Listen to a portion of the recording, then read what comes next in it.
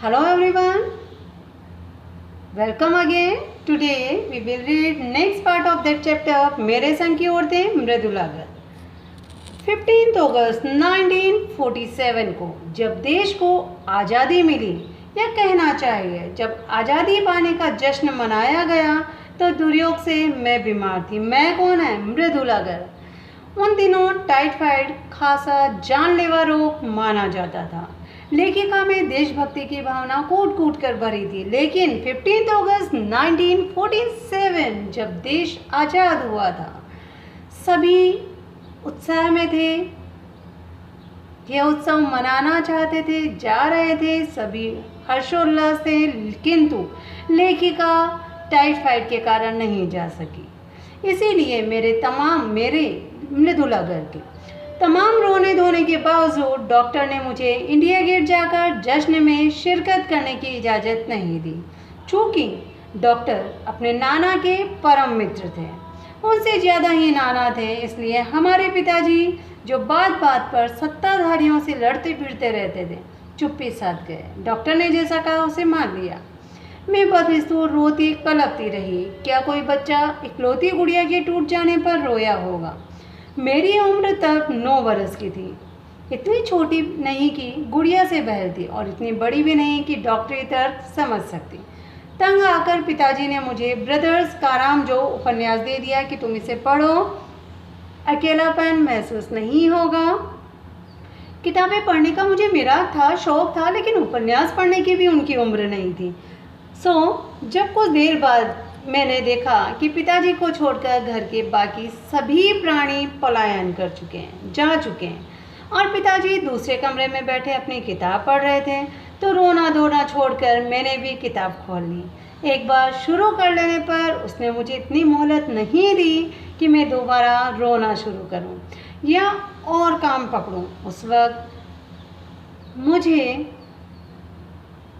Brothers कारामजो उपन्यास देने में क्या तुक थी, तब मेरी समझ में नहीं आया। किताब कितनी समझ में आई अब तक नहीं जानती, क्योंकि उसके बाद इतनी बार पढ़ी कि सारे पाठ आपस में घुल मिल गए। कितनी पहली बार पल्ले पड़ा, कितना बाद में कहना मुश्किल था, पर इतना विश्वास के साथ कह सकती हूँ कि उसका एक अध्याय जो बच्चों पर होने वाले अनाचार अत्याचार पर था, मुझे पहली बार में ही लगभग कंठस्थ हो गया।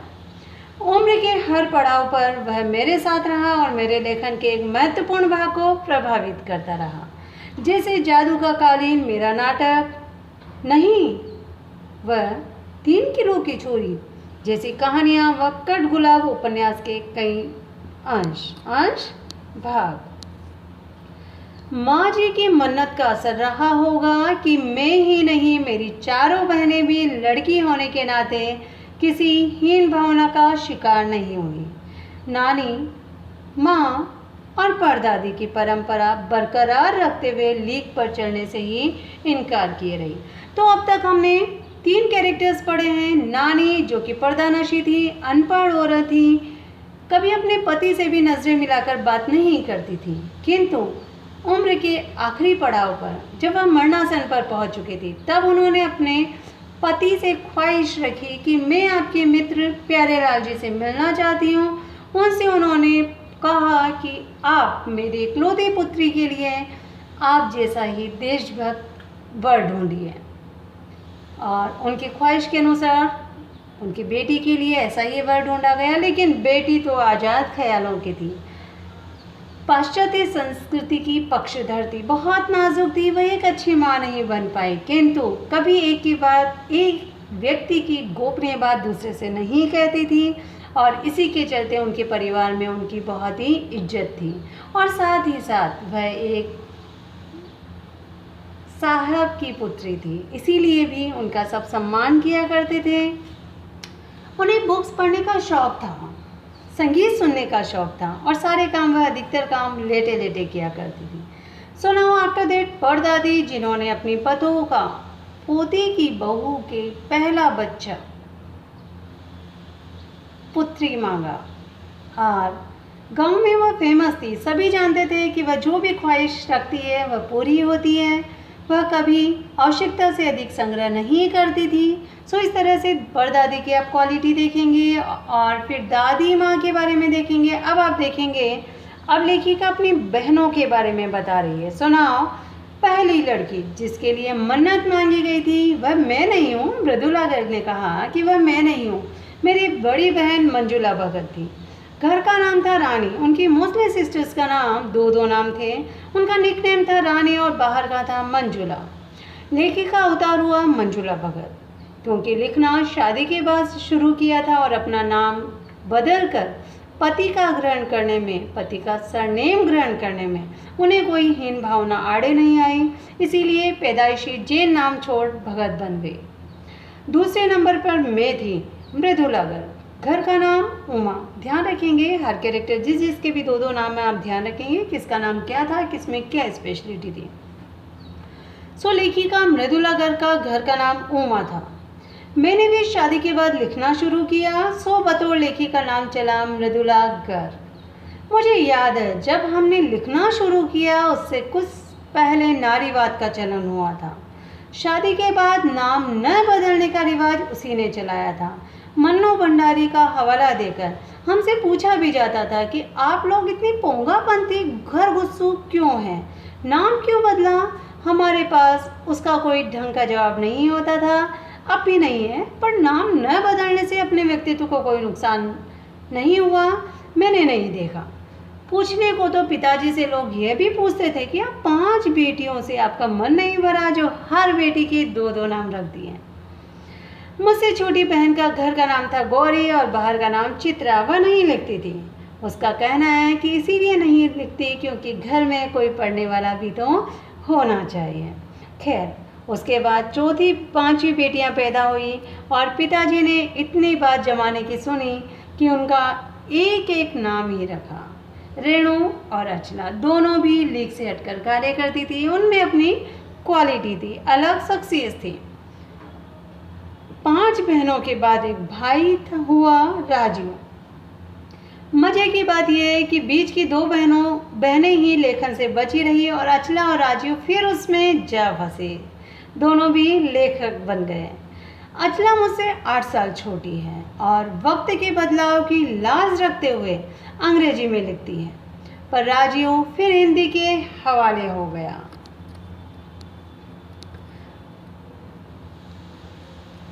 हम 4 लिखते हैं और तमाम खानदान हमें पढ़ता है। मेरे ससुराल में मुझे कोई नहीं पढ़ता। इस तथ्य को हजम करने में मुझे काफ़ी वक्त लगा। फिर उसके फ़ायदे भी नज़र आने लगे। कम से कम घर के भीतर तो मुझे हिंदी आलोचना बुद्धि से 2-4 नहीं होना पड़ता। खैर, मैं अपनी ही नहीं उन देवियों की बात करना चाहती हूँ जो परदादी की मन्नत के नतीजतन धरती पर आई और लेखक नहीं बनी। जो बनी उन्हें सांस लेने की ज़रूरत कुछ ज़्यादा हो, समझ में आता है। जैसा मेरे पिताजी ने एक बार मंजूल से कहा था, कोई दम नहीं घुटता, सांस लेने की ज़रूरत ही ज़्यादा है। पर यहाँ तो हम शेर तो गैर लेखिका बहने सवा शेर, कोई किसी से कम नहीं। चौथे नंबर वाली रेणु और 5वें नंबर वाली अचला दोनों भी देखेंगे आप। चौथे नंबर वाली रेणु का आलम यह था कि गर्मी की दोपहरी में स्कूल से वापसी पर जब गाड़ियों से और उससे छोटी बहन अचला को बस अड्डे से लेने जाती तो रेणु उसमें बैठने से इनकार कर देती। उसका कहना था कि यूँ थोड़ा सा रास्ता गाड़ी में बैठकर तय करना सामंतशाही का प्रतीक है। सो वह सामंतशाही की विरोधी थी। आगे हम देखेंगे जो शायद था भी, पर साथ ही पिता के अतिरिक्त लाड़ का भी, और रसोइये को खाना खिलाकर जल्दी फारिग करने की लाचारी का भी। माँ तो सब चीज़ों से उदासीन रहती थी, पर पिता काफ़ी कुड़ते और भूनते जब देखते कि अचला गाड़ी में बैठी चली आ रही है और रेणु पीछे पीछे पसीने में तरबतर खर्रामा धीरे धीरे आ रही है। बचपन में एक बार चुनौती दिए जाने पर उसने जनरल मिथैया को पत्र लिखा और कहा, उनका चित्र भी मंगवा लिया, जो एक मोटरसाइकिल सवार जवान आकर उसके हाथ में दे गया था। पड़ोस में उनका रुतबा काफ़ी बढ़ गया था। गाड़ी में बैठने के साथ उसे इम्तिहान देने से भी परहेज था। वह कहती थी कि पढ़ रहे हैं ठीक है, लेकिन परीक्षा क्यों। वह परीक्षा देने के पक्ष में नहीं थी। सो हम देखेंगे पहले वह जब भी स्कूल तो जैसे तैसे उन्होंने पास कर लिया, पर जब बीए का इम्तिहान देने की बारी आई तो वह अड़ गई। पहले मुझे समझाओ कि बीए करना क्यों ज़रूरी है, तब मैं इम्तिहान दूंगी। अगर मुझे यकीन हो आया, मुझे लगा कि कोई फ़ायदा है तो ठीक है, मैं इम्तिहान दूंगी, वरना नहीं। हमने तरह तरह के तर्क दिए। माँ ने कहा पिताजी से पूछो, और पिताजी ने कहा नौकरी पर कर पाओगी, शादी कर पाओगी, लोग इज्जत से देखेंगे, वगैरह वगैरह। कोई तर्क विश्वसनीय नहीं लगा। लेखिका की बहन नहीं मानी कि उसे एग्ज़ाम देना चाहिए, न रेणु को और न खुद उन्हें पिताजी को। आखिर उन्होंने उसी कुतर्क का सहारा लिया जो युगों से माँ बाप के काम आता रहा है। कहा बीए करो, क्योंकि मैं कह रहा हूँ करो। रेणु ने बीए तो कर ली, पर सिर्फ पिता की खुशी के लिए, यानी पास होने लायक नंबर लाकर। सच बोलने में वह माँ से भी 2 कदम आगे थी। गनीमत यह है कि आधा समय उसके सच सुनकर लोग सोचते कि वह मजाक कर रही होगी, इसीलिए बिना मेहनत वह लोगों को हंसाए रख लेती थी, हंसाती रहती थी, वह हंसमुख थी। आज भी उसे कोई इत्र भेंट करता है तो वह कहती है नहीं चाहिए, मैं तो रोज ही नहाती हूँ। अब तीसरे नंबर पर थी चित्रा, और अब आगे का पाठ हम अगले दिन पढ़ेंगे। Have a nice day, revise this chapter also. Okay, thank you.